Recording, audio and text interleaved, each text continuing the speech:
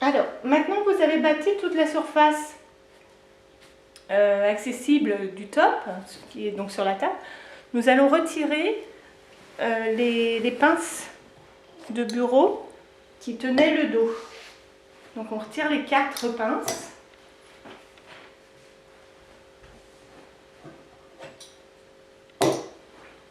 Et on va faire glisser le... Hop, ça on enlève. On va faire glisser le top pour avoir sur la table les surfaces qui n'ont pas été bâties. Donc voilà, je glisse, voilà. Et là, hop, on revérifie que les 3 épaisseurs n'ont pas de plis, on retombe bien dans les 3 sens, là, vers soi et vers les côtés pour le tissu de fond, le molleton et le top. Et on va donc continuer à bâtir les 20-30 cm qui pendaient tout à l'heure, comme la table est trop petite. Donc il faut savoir qu'il y a d'autres méthodes pour bâtir un quilt. On peut le bâtir avec du fil.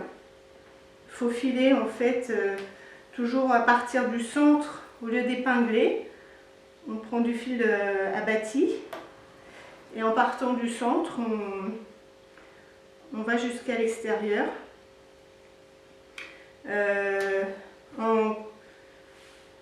Pour ce qui est de quilter à la machine, je trouve personnellement que les épingles, la méthode des épingles est pratique. Je les retire au fur et à mesure que j'avance. J'ai pas de grand fil qui pourrait gêner. Et sinon, il y a aussi la colle en spray pour bâtir. Alors ça, c'est une méthode que j'aime pas trop parce que déjà, quand on l'utilise, comme c'est en aérosol, on en met à côté, donc à moins d'être dehors, si vous en remettez sur votre carrelage, votre moquette ou votre parquet, après ça colle. Hein. Et deuxième chose, quand on quilte, je trouve quand même que la colle frotte. Je trouve qu'on retrouve du collant sur l'aiguille, sur le fil. Enfin, personnellement, je n'aime pas trop. Donc, la méthode que je préfère, c'est celle-ci, les épingles.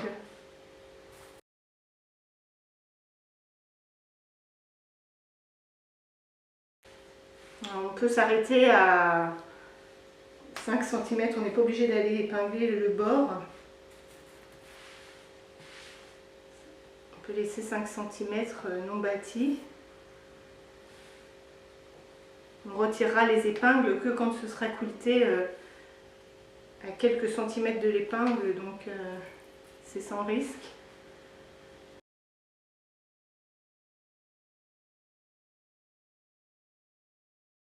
Voilà, maintenant on va faire l'autre côté, donc on remet les épingles dans la boîte et je tire dans l'autre sens.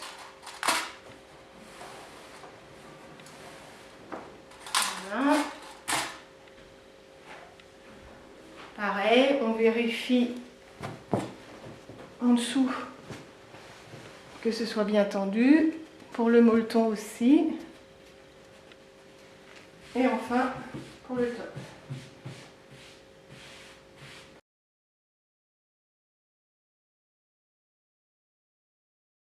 Donc ça fait pas mal d'épingles. J'ai jamais compté combien d'épingles je mets par quilt, mais prévoyez au moins une centaine d'épingles, voire 200.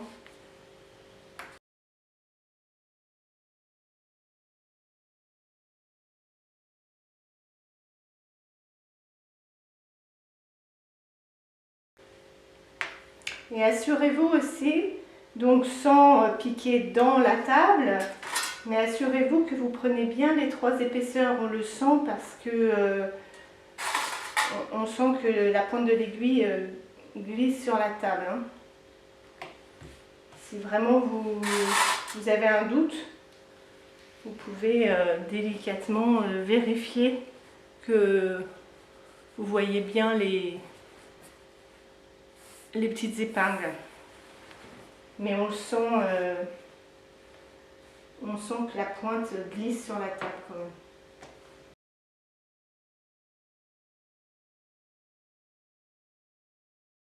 Voilà, alors après on va faire de la même manière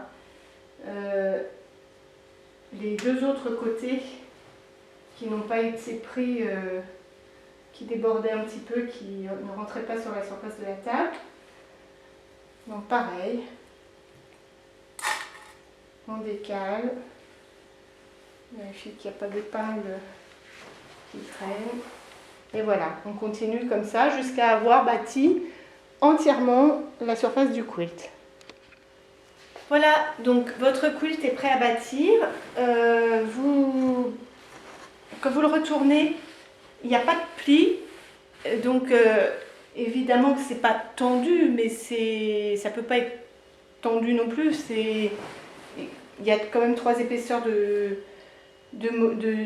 tissu, un molleton, donc il y aura forcément du gonflant et ça va être complètement modifié au quilting. En tout cas, il n'y a pas. Ce qu'il faut vérifier, c'est que vous n'ayez pas pris carrément un gros pli. En fait, si le tissu a été mal tendu au départ. Voilà, donc là, maintenant vous pouvez manipuler votre. Il ne craint plus rien.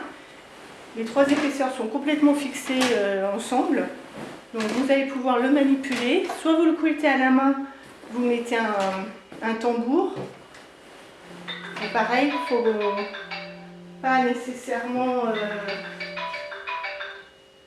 faut pas nécessairement tendre énormément avec le tambour. Il faut quand même garder une certaine souplesse pour quilter à la main. Soit vous le quiltez à la machine, mais il n'y a aucun problème, vous pouvez le déplacer, le manipuler. Ça ne bouge pas. Voilà, eh bien, je vous dis à bientôt et bon quilt!